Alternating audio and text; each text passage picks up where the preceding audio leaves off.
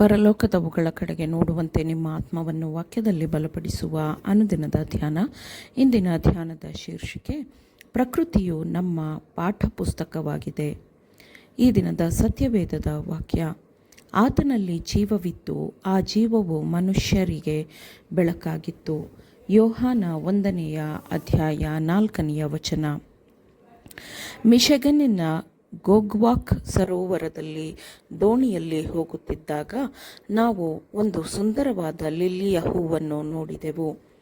ನನಗಾಗಿ ಆ ಹೂವನ್ನು ಸಾಧ್ಯವಾದಷ್ಟೂ ಉದ್ದದ ಕಾಂಡವನ್ನು ಸೇರಿಸಿ ಕಿತ್ತುಕೊಡಲು ನನ್ನ ಪತಿಯನ್ನು ನಾನು ಕೇಳಿದೆ. ಅವರು ಹಾಗೆಯೇ ಮಾಡಿದರು ಮತ್ತು ಅದನ್ನು ನಾನು ಗಮನಿಸಿದೆ. ಕಾಂಡದಲ್ಲಿ ಲಿಲ್ಲಿಯ ಬೆಳವಣಿಗೆಗಾಗಿ ಪೋಷಕಾಂಶಗಳು ಹರಿಯುವ ಮಾರ್ಗವಿತ್ತು.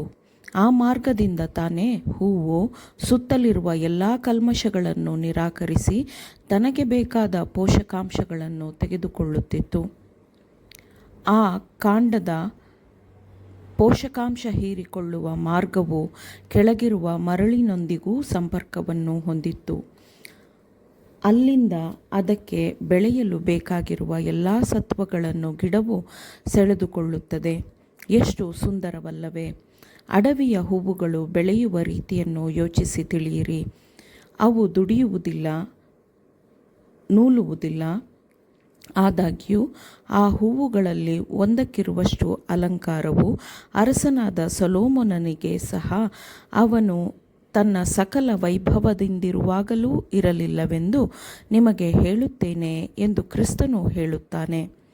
ದೇವರು ಹೂವುಗಳಿಗೆ ನೀಡುವ ಸುಂದರವಾದ ಬಣ್ಣಗಳ ಸೌಂದರ್ಯವನ್ನು ಯಾವುದೇ ಕಲಾವಿದನೂ ತುಂಬಲು ಸಾಧ್ಯವಿಲ್ಲ. ಎಲೈ ಅಲ್ಪವಿಶ್ವಾಸಿಗಳೇ, ಈ ಹೊತ್ತು ಇದ್ದು ನಾಳೆ ಒಲೆಯ ಪಾಲಾಗುವ ಅಡವಿಯ ಹುಲ್ಲಿಗೆ ದೇವರು ಹೀಗೆ ಉಡಿಸಿದರೆ ಅದಕ್ಕಿಂತ ಎಷ್ಟೋ ಹೆಚ್ಚಾಗಿ ನಿಮಗೆ ಉಡಿಸಿ ತೊಡಿಸುವನಲ್ಲವೇ ಎಂದು ಕ್ರಿಸ್ತನು ಹೇಳಿದ್ದಾನೆ.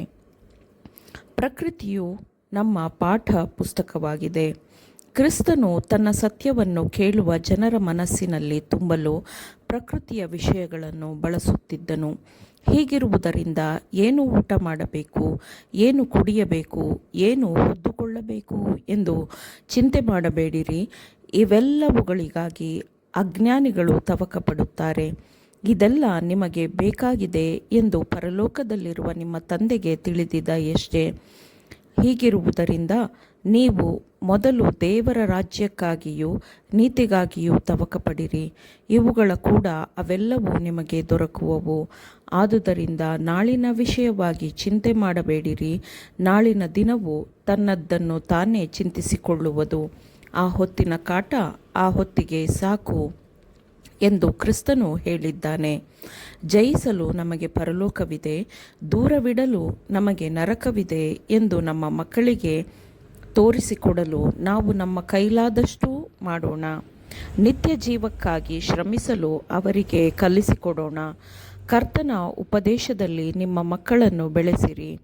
ಆಗ ನೀವು ಮಕ್ಕಳನ್ನು ಸಭೆಯ ಕೆಲಸದಲ್ಲಿ ಸಿದ್ಧಗೊಳಿಸಿದ್ದೀರಿ ಮತ್ತು ಅವರು ಸುವಾರ್ಥ ಕೆಲಸಗಳಿಗೆ ಹೋಗಲು ಸಜ್ಜುಗೊಳಿಸಿದ್ದೀರಿ ಎಂದು ಅರ್ಥವಾಗುತ್ತದೆ ಮತ್ತು ಅವರು ದೇವರ ಅಂಗಳಗಳಲ್ಲಿ ಪ್ರಕಾಶಿಸಲು ಸಿದ್ಧಗೊಳಿಸಿರುತ್ತೀರಿ. ಹೆತ್ತವರೇ, ಕೊನೆಗೊಳ್ಳುತ್ತಿರುವ ಕಾಲದಲ್ಲಿ ನಿರಂತರವಾಗಿ ಬದಲಾಗುತ್ತಿರುವ ಬೆಡಗಿನ ರೀತಿಗಳನ್ನು ಪಾಲಿಸಲು ಎಂದಿಗೂ ಪ್ರಯತ್ನಿಸಬೇಡಿರಿ. ಅದು ಯಾವುದಕ್ಕೂ ಪ್ರಯೋಜನವಿಲ್ಲ. ಅದು ನಿಮಗೆ ಏನನ್ನೂ ಕೊಡುವುದಿಲ್ಲ. ಆದರೆ ಕೊನೆಯ ದಿನದಲ್ಲಿ ನನ್ನ ಸುಂದರವಾದ ಹಿಂಡುಗಳನ್ನು ನೀವು ಏನು ಮಾಡಿದ್ದೀರಿ ಎಂದು ದೇವರು ಕೇಳುತ್ತಾನೆ.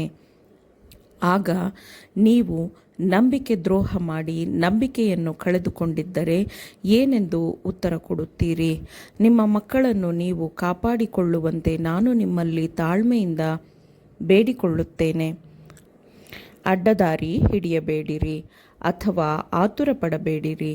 ಅವರಿಗೆ ಒಳ್ಳೆಯದನ್ನು, ಸಂತೋಷಕರವಾದದ್ದನ್ನು ಜ್ಞಾನಕ್ಕೆ ತುಂಬಿರಿ.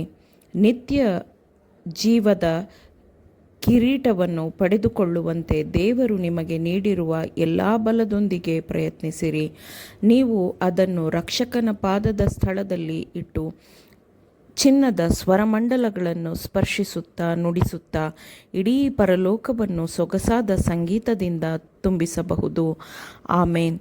ದೇವರ ವಾಕ್ಯಗಳನ್ನು ಶ್ರದ್ಧೆಯಿಂದ ಆಲಿಸುವವರು ಮಾತ್ರವೇ ಆಗಿರದೆ ಪಾಲಿಸುವವರೂ ಆಗಬೇಕೆಂದು ನಿಮ್ಮನ್ನು ಉತ್ತೇಜಿಸುತ್ತೇನೆ.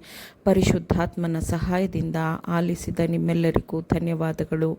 ಮತ್ತೆ ದೈನಂದಿನ ಧ್ಯಾನಕ್ಕಾಗಿ ನಾಳೆ ಸಂಧಿಸೋಣ. ಆಮೇನ್.